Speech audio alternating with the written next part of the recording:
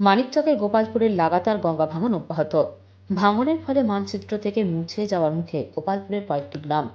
ভাঙনে দিশেহারা হয়ে পড়েছে নদী সংলগ্ন শতাধিক পরিবার। মানিকচক গোপালপুর গ্রাম পঞ্চায়েতের উত্তর ও দক্ষিণ হুকুমতটোলা এলাহিটোলা চলছে ব্যাপক গঙ্গা ভাঙন। গঙ্গা ভাঙনের আতঙ্কে নিজের হাতে তৈরি করা বাড়ি নিজেই ভাঙছেন এলাকাবাসীরা। ইতিমধ্যে প্রায় 50টি বাড়ি ভেঙে অন্যত্র গেছেন এলাকাবাসীরা। গত 2 দশক ধরে একের পর এক গ্রামের ঠিকানা মুছে দিচ্ছে গঙ্গা।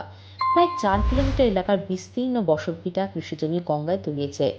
এবারও বিগত কয়েকদিনে ব্যাপক গঙ্গা ভাঙনে বেশ কয়েকটি গ্রামের ঠিকানা হারিয়ে যাবার মুখে। উদ্বাস্তু গোপালপুরের বহু পরিবার। তাদের আশঙ্কা, এই রকম কয়েকদিন ভাঙন চললে মানচিত্র থেকে মুছে যাবে গোপালপুরের বেশ কিছু গ্রাম। বাঁধ কেটে প্লাবিত হবে গোপালপুরের বিস্তীর্ণ এলাকা।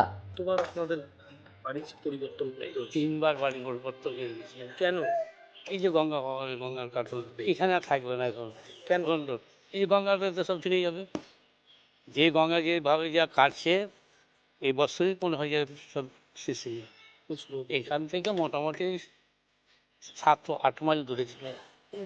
সরকারি সাহায্য পেয়েছেন আজ পর্যন্ত? না না না, কোনো সাহায্য নেই, আমাদের কোনো সাহায্য নেই। শুধু খোঁজ দিলে একটা পলিথিন দিয়ে থেকে দিয়েছে, আর না তো কিছু নেই। কারোরই কোথাও আছে না, না কোনো জায়গা কোনো ইয়ে নাই। এখন কোথায় যাবেন? এখন দেখি তখন কোথায় যাচ্ছি, এখন পিডাব্লিউতে ওই সব বাচ্চাদের উপরে কোথায় বসতে হবে, আর কোনো উপায় নাই। তবে কোনো জনপ্রতিনিধি বা সরকারি আধিকারিক গোপালপুরের মাটিতে পা দেননি বলে অভিযোগ। এই অবস্থায় অস্থায়ী ভাঙন রোধ এবং পুনর্বাসন ও ক্ষতিপূরণের দাবি জানিয়েছেন ভাঙন দুর্গত শতাধিক পরিবার। আমাদের পরিস্থিতি এত বাজে হয়েছে কিনা, আমরা একদম আতঙ্কের মধ্যে আছি।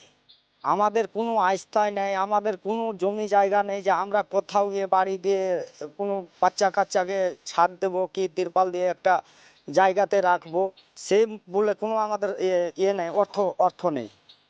আমরা চাইছি যে আমাদের দিকে দেখে, পাবলিকের দিকে দেখে একটা যেন কোনো সিদ্ধান্ত নেয় সরকার কি আমাদের রাজ্য সরকার, যেন আমাদেরকে কোনো বসার জায়গা মানে করে দিতে পারে।